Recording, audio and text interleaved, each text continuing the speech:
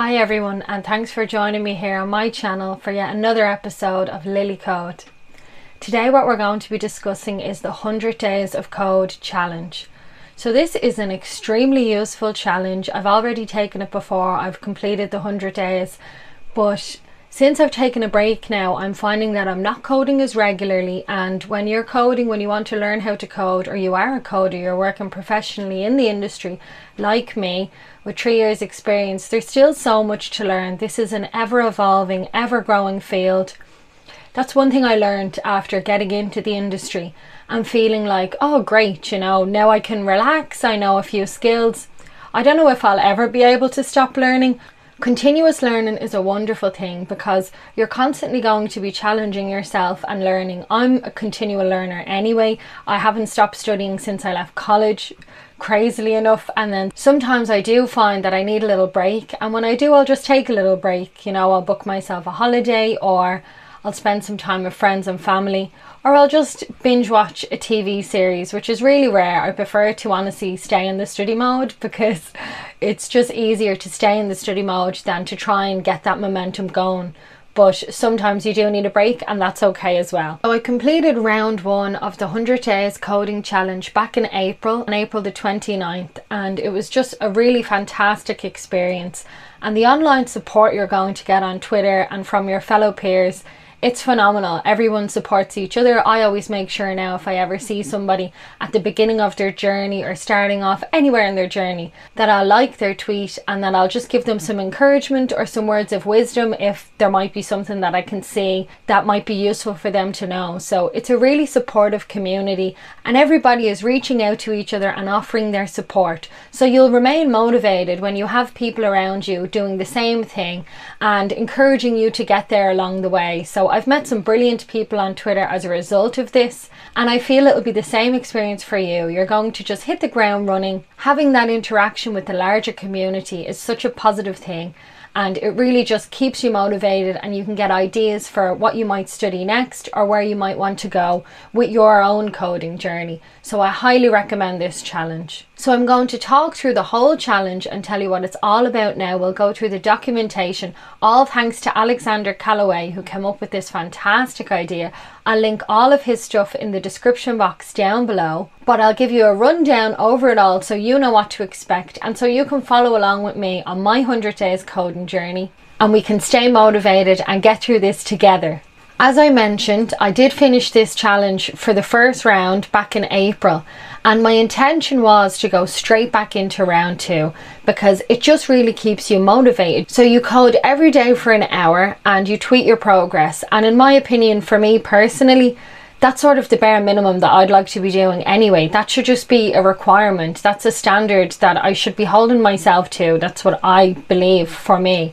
And anybody that has the time or can fit in an hour, you really should be fitting in an hour if this is something you want to learn.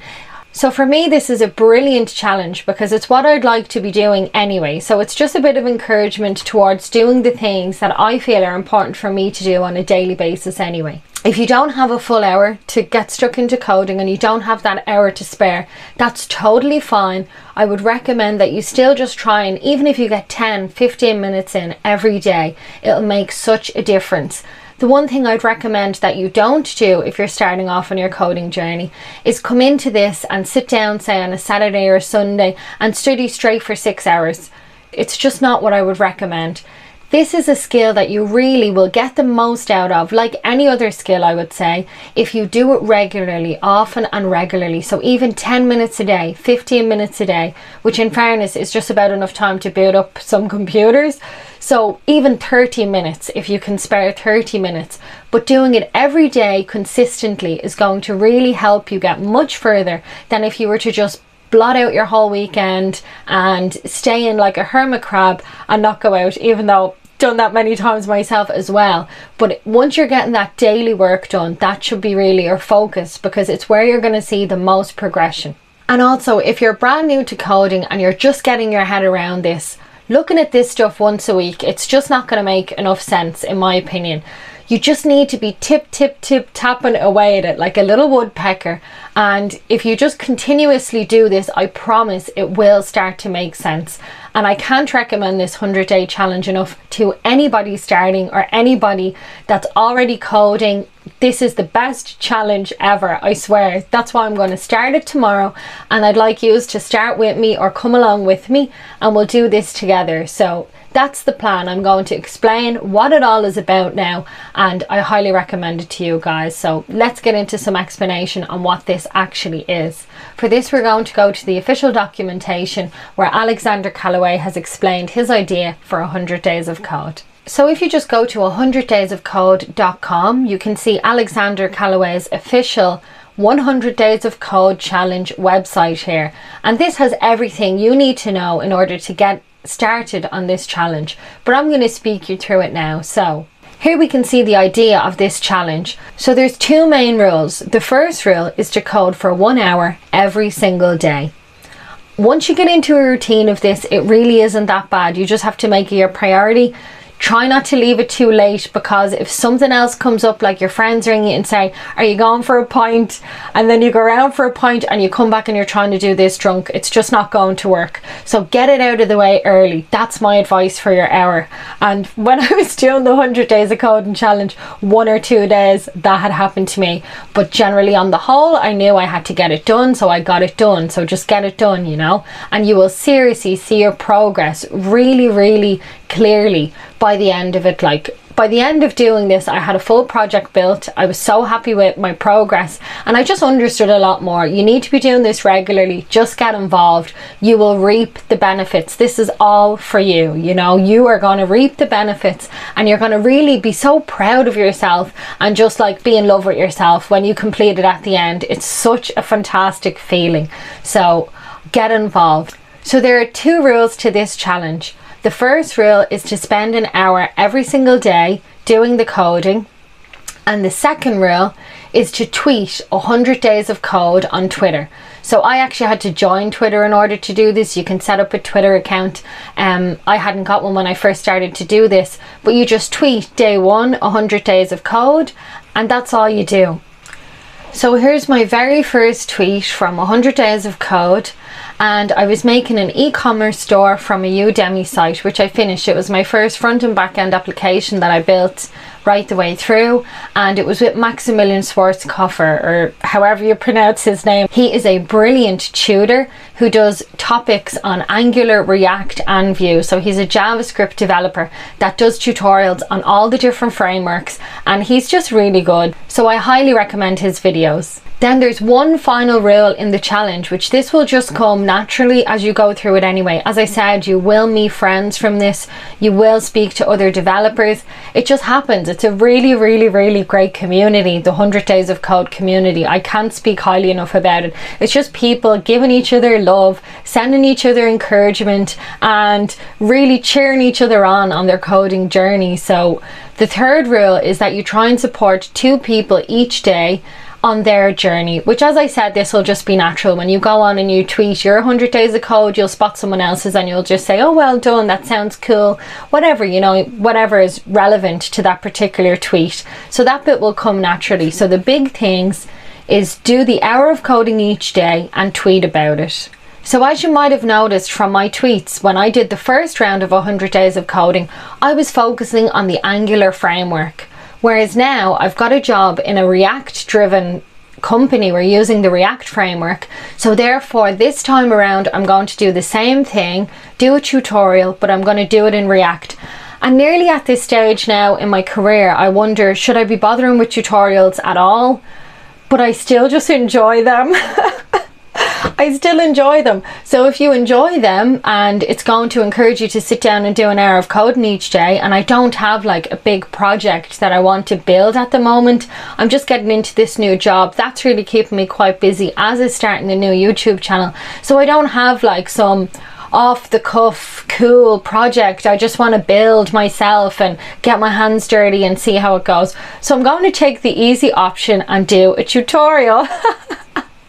But by the end of it, I'll have a fully functioning React application, and I will have learned a lot about the React framework. And another thing that I really enjoy is I'm going to again do another one of Maximilian's videos, and his explanations are just great. So by going through it myself and looking at the documentation, I would get that explanation, but I just get a good rundown of everything from the beginning, of how everything works. And as Max is going through things, he's explaining, why are you using this particular state, or why are we doing things like this, or why are we importing a component in the way we are. So he is just really good at explaining it. He's a very deep understanding of JavaScript, and it really shines through. So I know I'll get a great base going forward, that then I can just go and build things myself with a little less confusion. And I just really need to get up on React. So that's why I've decided to do this project for this 100 Days of Coding challenge. And then that's it really. I just wanted to let you know that I'm about to start the 100 Days of Coding challenge, advise you as to why you should start it. It is seriously coding for an hour every day. Anybody trying to learn, of course that's going to help you get so much better, you know.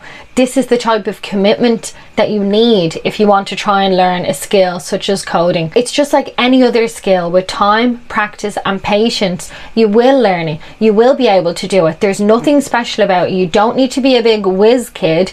You don't need to have the best maths experience. You don't even need to know how to add. Let me be honest, like, well, it comes in handy, but you really don't need to be a big whiz kid or anything by any means. You just need to practice it. Honestly, that's really the truth. So get involved, come on down, and I promise you, you won't know yourself in 100 days.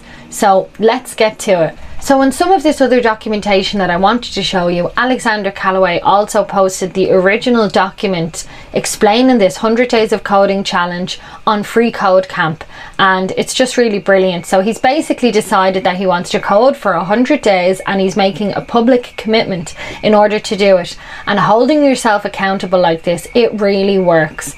I tried this before I completed the whole 100 days round, and when I did it the first time, I think I got to day 36 or something, and then I didn't code for 2 days, and I was like, right, that's it, I broke the rules, I better start again. And then I was really embarrassed when I came back around to start again and would not let myself miss a day, because everybody's seeing where you're going with it. So it's encouraging. And another thing I'd say is, if you do miss a day due to like extreme circumstances or something, you can be your own judge. Going to day 36 and then just bottoming out because I missed a few days was quite demotivating, and it took me a moment to get back on the horse and publicly commit to it again. So use your own judgment when you come to that, but I don't think you should really break the rules. That would be my honest opinion, because I didn't make them. But I don't really think you should break the rules, because they're there to help you and to encourage everybody to just get into 100 days of coding, which really we should all be able to commit to if we've made that promise to ourselves. Alexander Callaway also has other great resources on this Free Code Camp article that he's done.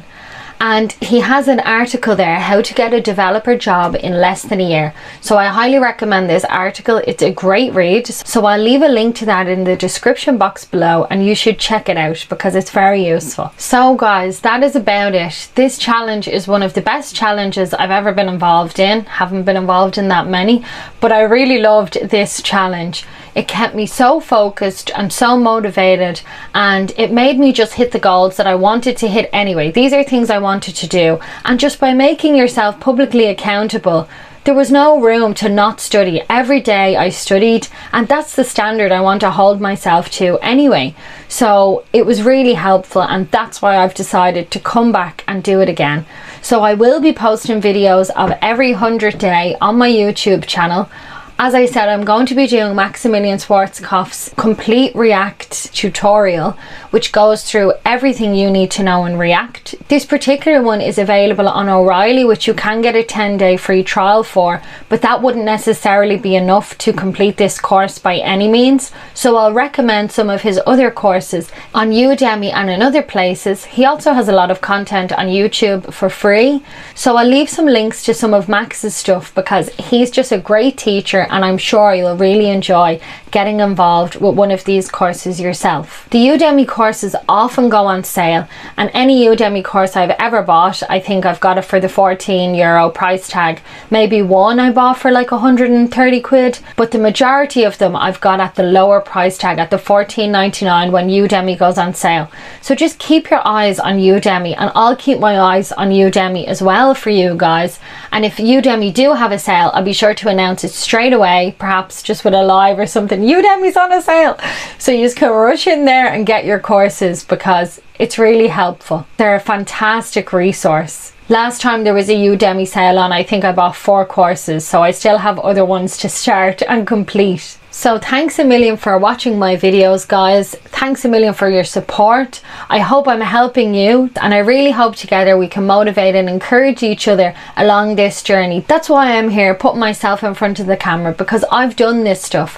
Whereas I know for new people starting how hard it can be to just make them first few jumps, and all the little problems I faced, that I'm going to hope to document all of this to save you the time, because there was just so much empty, wasted time for me when I was starting to learn how to code. And to have someone that had gone through the process to give me some advice, I was scraping around online, picking up bits of information from here and from there. So any questions at all, do reach out to me. I will do my research, I will get back to you with answers, and I will help you as best as I can, because that is my whole prerogative on this channel, is to really assist people trying to learn these skills to do it easier, so they don't have the same backflip into the industry that I did. So hopefully together we can make this a smooth ride.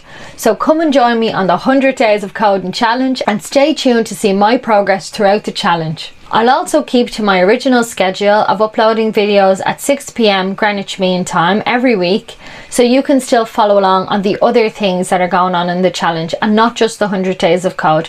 The 100 Days of Code is going to be kept to the point. I'm just going to upload a video of me coding from anywhere between an hour and a half an hour, because I think the hour videos might be a little bit long, a little bit cumbersome just to watch me code for a whole hour. But if it's valuable, I will keep it going for the whole hour. So do tune in for my other videos where I'll actually be discussing technologies, coding, and going through more things in depth. So all of that is to look forward to, and thank you so much for joining me. Have a wonderful week, all you beautiful, amazing, wonderful people out there trying to learn just like me. So let's get to it.